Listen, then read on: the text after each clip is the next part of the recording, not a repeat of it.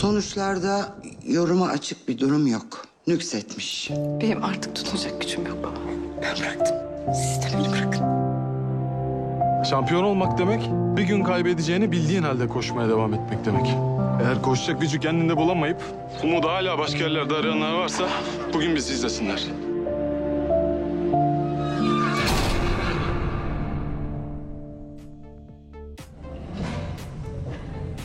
Gece Gündüz'den iyi akşamlar diliyoruz. Sinemanın gündemiyle yola devam ediyoruz Gece Gündüz'de ve efsane yarış atı Bolt Pilot ve jokeyi Halis Karataş'la büyük aşkı Begüm Atman'ın hikayesini konu alan bir filmden söz ediyoruz. Evet, bu hafta 7 Aralık'ta vizyona giriyor.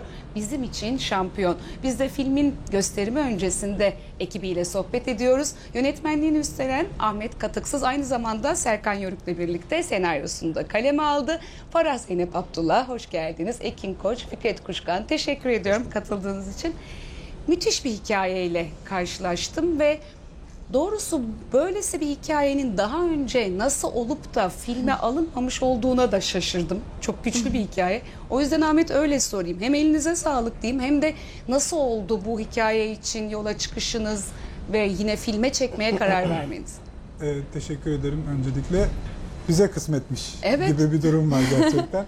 3 sene önce hatta 3 sene önceden de fazla aklıma geldi. Aslında bir başarı ve biyografi peşindeydim. Dolayısıyla hikaye ararken bayağı denk geldi bana. Ve karşılaştığım şey beklentimin çok üstündeydi. Dolayısıyla bir heyecan yazmaya başladık. Merak var mıydı daha önceden böyle Yok, at yarışlarına, atları? Çok hiç yok gibi bir şey yani. Lisede böyle acaba mı falan deyip böyle birkaç hafta olup sonra vazgeçme durumuydu. Dolayısıyla haberdar değildim. Ama 3 sene içinde şu an bayağı atçılık üzerine konuşabilecek durumdayız. Epeyce. Evet. İnsanı hemen içine alan bir hikaye. At yarışlarıyla ya da atlarla ilgili olmayanı da hemen kavrayan bir hikaye. Çünkü aşk da var, umut da var, bir yandan hüzün var, acı var. Hepsi bir arada. Ama her şeyden önce ben en çok ondan etkilendim galiba. Hani insanla at arasındaki o güçlü duygusal bağ var. O yüzden öyle sorayım. Yani siz bu hikayeyi ilk okuduğunuzda, projeye dahil olmaya karar verdiğinizde neydi hisleriniz? Farah, enteresan da bir rol oynuyorsun zaten Çok. ama ilk anda hikaye seni nasıl etkiledi? İlk anda gerçekten aslında bu ben de biraz sizin gibi böyle gerçek, çünkü bir sunum dosyası da vardı. Daha Evet. önce Twitter'da ben yani çok az duymuştum, görmüştüm fakat böylesi güçlü bir hikayenin gerçek olma mi? fikri gerçekten biraz olağanüstü. Ve inanması çok güçlü. Ben durdum. Bir işte sonlara yaklaşırken ben bir durdum. Ağladım ve aslında durduğum zaman hissettiğim şey hikayenin bitmesini istemediğimdi. Hani Değil mi? acı değildi, çünkü ağlamak acıyla ilgili değildi, umutla ilgiliydi. O kadar güzeldi ki Ve çok sahici. bitsin istemedim. Değil mi? Hani bu böyle Evet. çok da bir ajitasyon da vardır ya acı deyince. Son derece sahici. Ve şimdi söyleyelim aslında Begüm Atman'ı, yani ünlü jokey Halis Karataş'ın büyük aşkı Begüm Atman'ı Farah oynuyor. Halis Karataş'ı Ekin oynuyor ve Özdemir Atman hem Begüm'ün babası hem de Türkiye'nin en eski at sahiplerinden biri. Jokey Kulübü Başkanı eski, değil mi? Kurucusu. Evet, kurucusu hatta. Özdemir Atman'ı da Fikret Kuşkan oynuyor.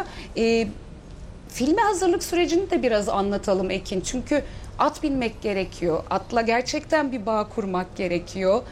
Nasıl geçti? Senin için nasıl bir deneyim oldu? Yani şimdi yani jokey stili benim aşina olmadığım bir stil. Onun için özel olarak bir hazırlık gerekiyordu. Belli kas gruplarını güçlendirmem gerekiyordu. Esnemem gerekiyordu. Atlarla daha çok iletişim kurmam gerekiyordu. Yalnızca üzerlerine binip onlarla gitmekten ibaret değil. Yani onlara bazen gezdirmek, sadece birlikte olmak, ona konuşmak bir şey. Yani hayvanın senin sesini duyması, ses tonları arasındaki farkı ayırt etmesi insanı tanımaya benziyor yani. Böyle geçen yoğun bir diyet programıyla, işte sporla, atla apranti okulunda eğitim aldım Kıvanç Düysüz'den. Böyle bir 4 ay geçirdim, yaklaşık haftanın 6 gününü kaplayan ve bütün dünyamı işgal eden bir 4 ay. Çekimle birlikte de 6 ayı bu işe hasrettim diyelim yani. Ve büyük bir deneyim gerçekten. Hem oyunculuk adına hem de belki bundan sonraki hayatında daha fazla atla ilgileneceksin. Belki daha fazla dahil olacaksın o dünyaya. Var mı öyle bir Belki isteğin? yani artık yani biri at biniyor musun dediğinde rahatlıkla evet diyebilirim. Evet, bu cepte kesin olarak. Peki, bu hikayeden haberdar mıydınız ya da aranızda haberdar olan var mıydı? Bolt Pilot'ın böyle bir efsane at olduğunu, 90'larda halkı bu kadar etkilediğini ben doğrusu bilmiyordum bu denli. Siz Ben bilir de miydiniz? bilmiyordum. Hayır. Bilmiyordunuz değil mi? Bilmiyordum. Ben de Özdemir Bey'i de tanımıyordum. Öyle mi? Atlarla hiç ilgilenmemiştim. Evet, demek Evet. ki bu biraz da öyle bir yanı Evet. var. Peki aileyle, Atman ailesiyle bir araya geldiniz mi? Şüphesiz. Değil mi? O zaman Özdemir Atman'dan devam edelim. Zaten yapmış olduğunuz araştırmaların tamamı ne olursa olsun sonuçta nihayetinde gerçek bir hikaye olduğu için Evet. burada en yakın temas etmiş kişilere başvurmak durumundaydık. Ha. Ve onlardan dinlememiz çok daha önemliydi. Dışarıdaki tabii ki var olan şeyleri araştırdık, inceledik, baktık ama aile tabii ki en doğrusunu ve en nitelikli olanı biliyordu. Evet. Oradan çok faydalandığım konular oldu. Özdemir Bey konusunda da sağ olsunlar Özdemir Bey'in hali hazırda yaşayan akrabaları tarafından çok bilgilendim. Halis Bey'den de dinledim Evet. kendisini. Sonrasında yönetmenimizle birlikte bayağı bir uğraşarak Özdemir Atman'ın o karakter yapısını oluşturmaya çalıştık. Biraz zorlandık ama sonuçta başardığımızı düşünüyorum. Layık olduğumu düşünüyorum veya bunu seyirci, izleyici hatta daha yakından tanıyan ben çok bilemem ama aile içinden gelen tepkiler benim için çok önemli. Tabii. Çünkü babalarının ne kadar o şahsiyeti... Aslında büyük sorumluluk değil Çok mi? büyük bir sorumluluk. Evet. Çok. Çünkü Cumhuriyet beyefendisi bir insan ve Ya. çok kıymet verdiğim ve gurur duyduğum oynarken de kendisini yeniden gündeme getirmekten dolayı büyük onur duydum. İzleyici de- Ahmet adına da aynı şeyi söylüyorum. Evet ve izleyici de eminim öyle hissedecek. Umarım. Yani ne kadar Umarım layık zarif bir olmuşumdur. beyefendi, ne kadar aslında aydınlık bir insan. Teşekkür ederim. Öncü. Eminim o duygu seyirciye de geçecek. Umarım. Biraz da belki hazırlık süreci demişken hani bu hikayeyi Serkan Yörük'le birlikte kaleme alırken tam da Fikret Kuşkan'ın dediği gibi hani ailenin ne diyeceği ya da onlarla birlikte yol alarak mı gittiğinizi biraz o kısmını anlatır Şöyle, mısınız? biz bir hikaye vardı kafamda. Serkan'a anlattım. Birkaç ay süren bir çalışmayla bir tretman yaptık. Senaryonun kısası yani bilmeyenler için söylüyorum. Tretmanla birlikte Ay Yapım'a gittik. Evet. Verdik ve onlar da filmi yapmak istediklerini söyleyince Ay Yapım'ın yapımcıları Kerem Bey ve Pelin Hanım'la birlikte ailenin kapısını çaldık. Onlardan onay çıktı. Bunların hepsi böyle birkaç aylık süreçler. Böyle Tabii. anlatınca hızlı oluyor ama onay çıkınca bu sefer onlardan bütün hikayenin gerçeğini dinledim. Evet. Sabah atçılarla sabah antrenmanlarına gittim. Atçıların içine girdim. Ondan sonra onların verdiği bilgilerle senaryoyu yazdık. Evet. Dolayısıyla senaryodan sonra da onların onayıyla sete çıktık. Üzerinde titizlikle çalışılmış olması gereken bir hikaye. Onun için bu kısmını bu kadar anlattırıyorum. Hani burada maddi hataya yer yok böyle bir hikayede. Ne güzel de bir çalışma olmuş. Biraz da Farah'ın oynadığı Begüm Atman'ı anlatalım istiyorum. Çünkü o sevgi nelere kadirmiş. Hani sen nasıl hissettin? Bir yandan duygusal ağırlığı olan bir, çok da spoiler vermeyeyim ama Evet. duygusal ağırlığı olan bir rol. Nasıl Çok zordu hissettin? benim için. Çok zor oldu mu? Çok, hatta hatırlıyor musun, ben bir gün benim en zor bulduğum sahnede az daha hatırlıyor musun Karavan? Ay kötü. Hatta yani şöyle oldum. O kadar zor bir durum ki ve gerçek olduğunu biliyorum ya. O da başka bir his. Kalbim çarpıyordu. Sanki istemiyordum yani. O Begüm'ün onu yaşamasını istemiyordum. Değil mi? sanırım. Keşke döndürebilsek. Evet. Evet. O yani çok bambaşka bir zorluğu vardı. Gerçekten en zorlandığım şeydi sanırım. Ama yine bir Gerçekten. oyuncu olarak herhalde filmografinde ya da senin kariyerinde çok önemli rollerden biri olarak kalacak. Çok gurur Değil duyuyorum mi? böyle bir filmde olduğum için Yani Begüm Atman apayrı bir yerde benim için. filmde de yani film zaten bence bu yüzden de çok sevdim. Bu yüzden de çok güzel oldu bence. Puzzle gibi. Yani bir tane parçasını çıkarsan bozulacak bir şey. O kadar Evet. güzel, herkes entegre ki birbirine. Çok fazla aşk var filmde. Sadece iki insanın birbirine duyduğu aşktan çok öte. Çok öte. Çok büyük bir sevgi var. Çok. Gerçekten çok Beni büyük çok bir çarpan bir şey var Ahmet. En çok beğendiğim planımdır diyelim. Yani daha doğrusu bu filmin içinde hayran kaldığım bir plan. Ve ellerine sağlık. Gerçekten çok özeldi. Bir daha göremeyeceğini bilmek var ya, Ya. orada padokta Evet. Ay.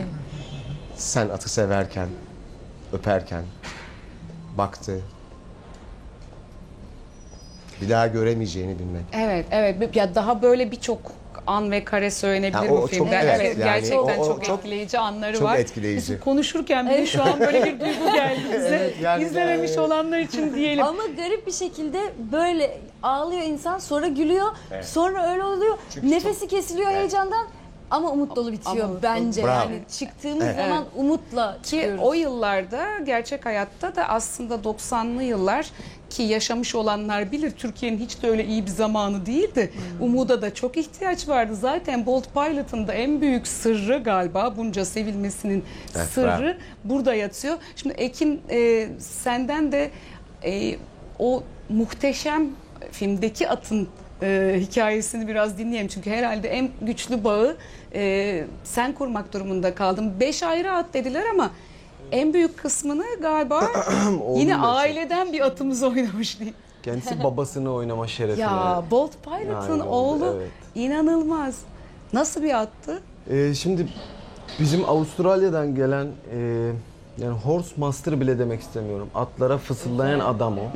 Benim için. Evet.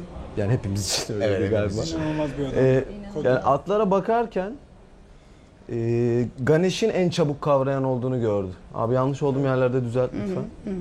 Şimdi çok enteresan şeyler talep ediyoruz tabii ki attan. Yani hiç olmayacak şeyler O istiyoruz. da öyle bir attan. oynamış ki. Evet, Ganesh'le en az bizim kurduğumuz kadar bağı tabii ki Cody kurdu. Yani Avustralyalı Evet. eğitmen. Hala arıyor Ganesh Ciddi nasıl misin? diye Avustralya'da. Ağladı mesela. Son set günü Ganesh'e sarıldılar. Hüngür hüngür ağladı gerçekten. Yani bence Ganesh de çok feci oldu yani. Hepimiz böyle bir şey Kötü olduk. Evet, evet, Evet ya. eminim. Bayağı bir Benim en sevdiğim bağlı. şey de şöyle bir şeydi aslında. Genel olarak bence bu hepimizin içinde bir yara. Atlar üzerinde de değil, genel olarak canlılar üzerinde, setlerde yani gerekli saygı gösterilmediğini görüyoruz. Saygı ve sevgi. Umarım ki bu örnek olur. Çünkü biz gerçekten o kadar değer verdik ki. Yani istemediği hiçbir şey yapmadı. Evet. Çok acayipti. Bekledik. Ve o kadar pozitif bir hissi vardı ki. Çünkü bir alışveriş bu. O bir canlı Tabii. ve o an oynamak istiyor. Oynadı gerçekten, hatırlıyor musun? Gerçekten oynamış ki o da bir başrol zaten o anlamda özellikle son bölüme bıraktım ama adını böyle bir geçirelim. Parantez içinde Cody olmasaydı elimiz ayağımız bağlı kalırdı. Cody gerçekten atlara fısıldayan adamın ötesinde. Ata takla attırdı yahu. Ya Ata takla attırdı Tabii ya. müthiş sahneler Koskoca 700 var. kiloluk hayvana döndürüyordu sırt üstü. demek ki iletişim İnanılmaz böyle bir şeydi bir yol. Evet gerçekten. Ellerine emeklerine sağlık. Herkesin eline emeğine sağlık. Biz bu kadarını anlatacağız. Bundan sonrasında artık söz seyircinin 7 Aralık'ta seyircinizle buluşuyorsunuz. Hepinizin ellerine sağlık. Filmin de yolu açık Teşekkür ederiz. olsun. Çok teşekkür ederim. Böylesine özenli işler görünce sinemada biz de mutlu oluyoruz. Çok Sağ olun. Teşekkürler. Efendim konuklarımıza teşekkür ederken hemen bir diğer haberimizle de gece gündüz tamamlayacağız. Yeni bir akıllı telefonun yapay zeka yeteneklerini sergilemek için dünyaca ünlü sanatçıların desteğiyle daha önce görülmemiş bir proje gerçekleştirildi. Proje kapsamında teknoloji ve sanat bir araya geldi ve kuzey ışıklarını sese dönüştürerek bir ışık senfonisi yaratıldı. Sound of Lights'la biz de sizlere veda ediyoruz. İyi akşamlar.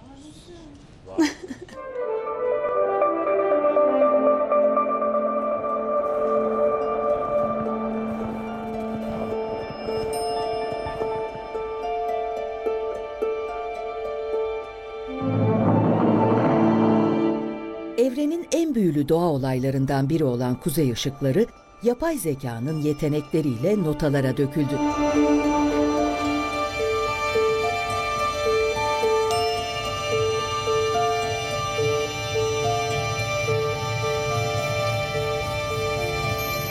Yapay zeka programına önce Norveç'te kaydedilen kuzey ışıkları ve bunların nasıl davrandığı, ardından bu ışıkları nasıl yorumlayacağı ve nasıl sese dönüştüreceği öğretildi.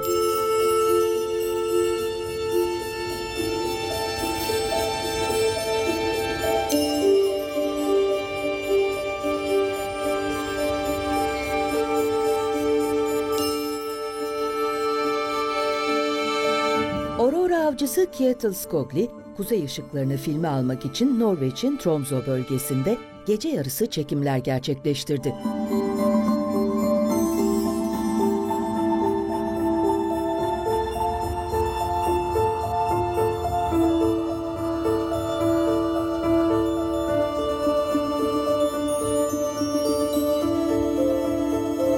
Ödüllü besteci Mark Seyfried, yapay zeka sistemiyle donatılan ses laboratuvarlarında bu görüntüler üzerinden müzik parçaları oluşturdu.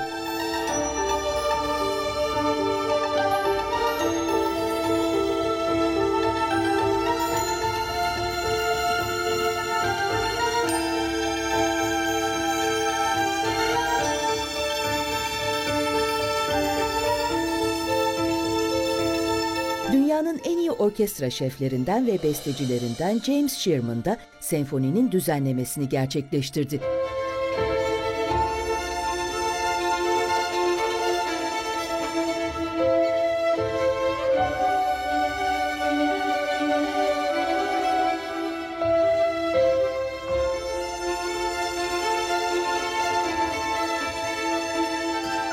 Böylece tarihte ilk defa kuzey ışıklarının ses bulduğu Sound of Light senfonisi, Sherman'ın şefliğinde Synchron Stage Orchestra tarafından Avusturya'nın başkenti Viyana'daki ünlü Brahms Hall'da hem göze hem kulağa hitap eden bir konserle sahnelendi.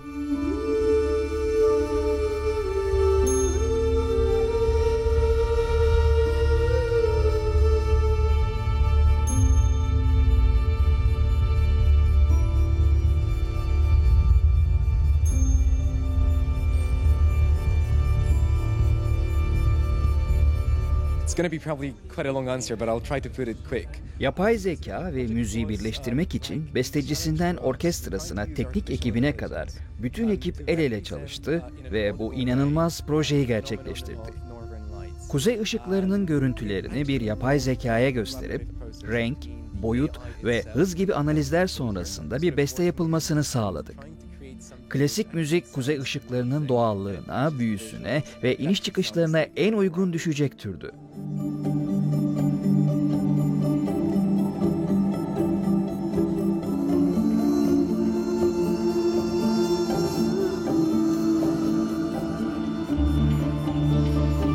Konserde kuzey ışıklarının duygulara hitap ettiği noktalar belirginleştirildi. Böylece kuzey ışıkları ve yapay zeka müzik aracılığıyla konuşan bir yapıya dönüştü.